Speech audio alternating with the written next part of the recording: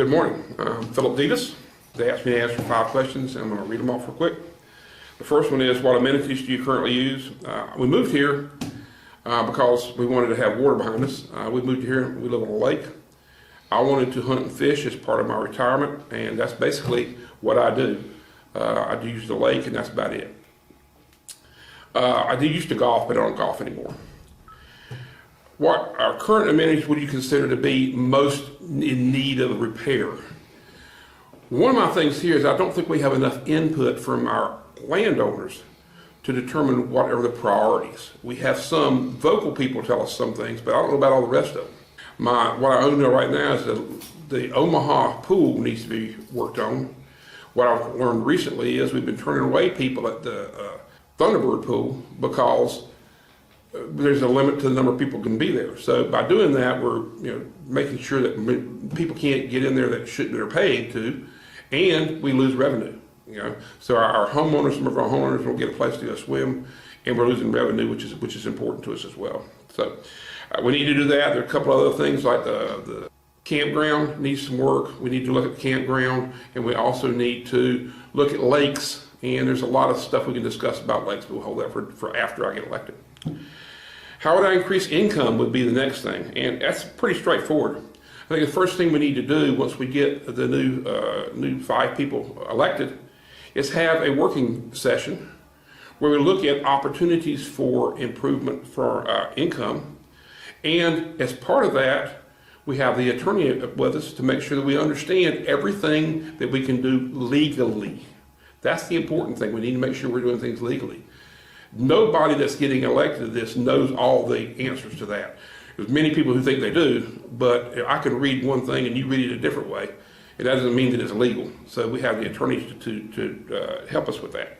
We need to do that. We need to have that meeting, come up with a top 5, then have another meeting and come up with how we're going to get it done and a plan to get it done. And all this needs to be publicized to everyone. Everyone needs to know what we come up with. Stronger relationship with Cherokee Village. That kind of ties into the other one too. Anything that's good for Cherokee Village can be good for Sid too. We should not have any exchange of funds between the two entities, but we should exchange information and we should work together to get things done.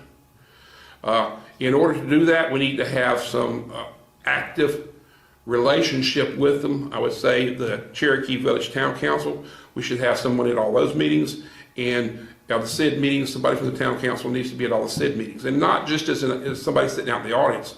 Somebody's going to give us a report. We give a report to Cherokee Village gives a report to us. We need to have a two-way street of communication. The last one is probably the one that bothers me the most that it's even on here. How would you handle conflict between commissioners? The word conflict bothers me a great deal. Conflicts are a nice way to say war or battle. We should not have that. We should be electing people who we feel like are professionals and know how to work together as a group to get something done. We need to have people who are willing to use their ears more than their mouth. That's the way you learn. We need to make sure that we are going to communicate well with each other, and we need to compromise. Nobody is going to get their way. It needs to be a group decision. One of the worst things that I think could happen is for all of the decisions to be made on a 3-2 vote, a simple majority. We need to have people working together to get things done for all of us. Everyone that's getting elected represents a section of the community. So we need to make sure that everybody works together to do that. The last thing I want to say, real briefly, I feel like I'm uniquely qualified here. I don't know, I just moved here last year, so I don't have the history of all the issues from the past. I've read about it, I've learned about it, I know about it, but I don't have any of the bad feelings in anyone or concerns with anyone, individuals.